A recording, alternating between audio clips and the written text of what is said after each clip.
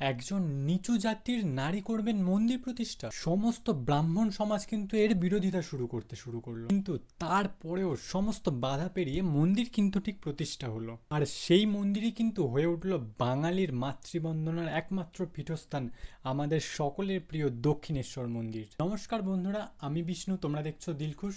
আজকের এই ভিডিওতে আমরা আমাদের প্রিয় মন্দির দক্ষিণেশ্বর সম্বন্ধে জানবো। কিভাবে প্রতিষ্ঠিত হয়েছিল এই দক্ষিণেশ্বর মন্দিরের মা ভবতারিণী, কিভাবে এখানে আবির্ভূত হয়েছিলেন আমাদের সকলের প্রিয় শ্রী রামকৃষ্ণ ঠাকুর।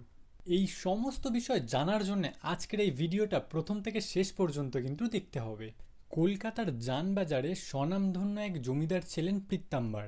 তার ছেলে পীতাম্বার রাজচন্দ্র ছিলেন তার মতনই ভদ্র, নম্র এবং সবার সবকিছু তার দায়িত্বের মধ্যে পড়তো।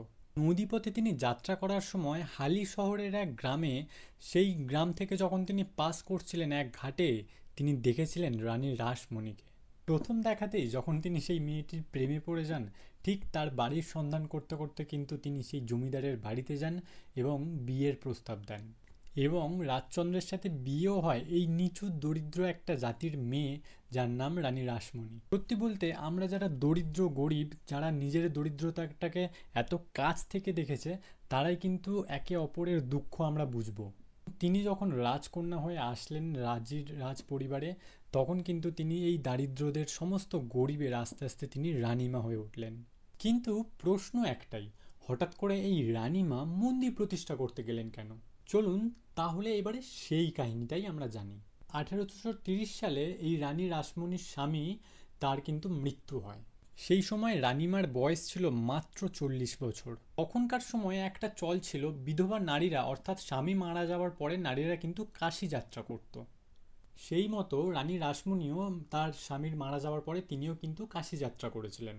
তিনি যখন কাশীতে ভ্রমণে গেছিলেন, সেই সময় তার স্বপ্নে স্বয়ং মা কালী এসেছিলেন এবং বলেছিলেন, কাশীতে নয়, তোমাকে একটা মন্দির প্রতিষ্ঠা করতে হবে কলকাতাতে।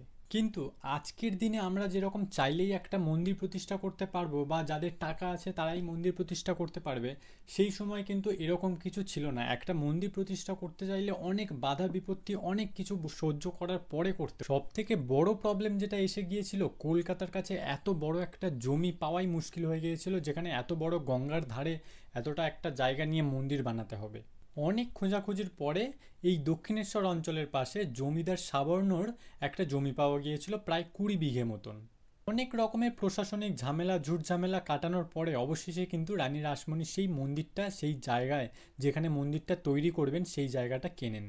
এই সময় যে ব্রাহ্মণ সমাজ ছিল, তারা কিন্তু মেনে নিতেই পারছিল না যে একটা নিচু জাতের মেয়ে, সে কিনা একটা মন্দির প্রতিষ্ঠা করবে। সমস্যা তো এখানেই চলে আসলো, যেহেতু মন্দিরটা একদম সমুদ্রের নদীর পাশে, একদম নরম মাটি, সেখানে একদমই উপযুক্ত ছিল না একটা একটা বড় মন্দির তৈরি করার জন্য। সেই সময়, সেই টাইমে দাঁড়িয়ে সেই জায়গাটাকে আগে মজবুত করার সব থেকে বড় একটা চ্যালেঞ্জ চলে এসেছিল, মূর্তি গড়া।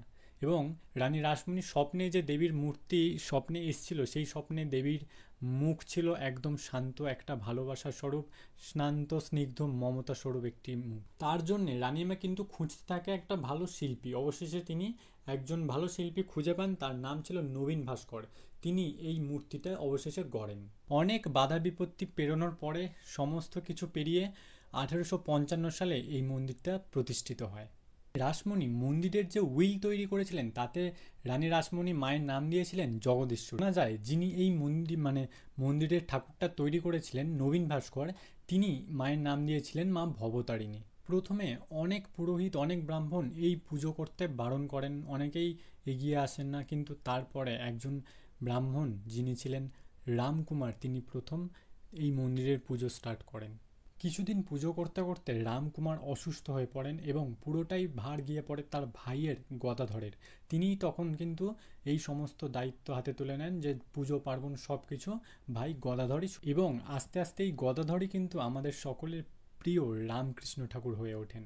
এভাবেই আস্তে আস্তে চলতে থাকে কলিযুগের এই দক্ষিণেশ্বর মন্দির, যেটা আজও দাঁড়িয়ে আছে কলকাতার বুকে, যেটার জন্য হাজারো হাজারো মানুষ কলকাতার বাইরে থেকে, বিদেশ থেকে এসে এই মন্দিরের দর্শন করে। এই ছিল আমার আজকের ভিডিও। আজকের ভিডিওতে আপনাদের আমি জানালাম দক্ষিণেশ্বর মন্দিরের ইতিহাস, তার সাথে রানী রাসমণির কতটা এই দক্ষিণেশ্বর মন্দির গড়ার পিছনে কতখানি পরিশ্রম, কতখানি কষ্ট জড়িয়ে রয়েছে। যদি ভিডিওটা ভালো লেগে থাকে অবশ্যই শেয়ার করে দিও। আর আরও কোন কোন সম্বন্ধে তোমরা জানতে চাও অবশ্যই কমেন্ট করে জানিও, আমি তোমাদেরকে সেই সম্বন্ধে পুরো ফুল ভিডিও উপহার দেব।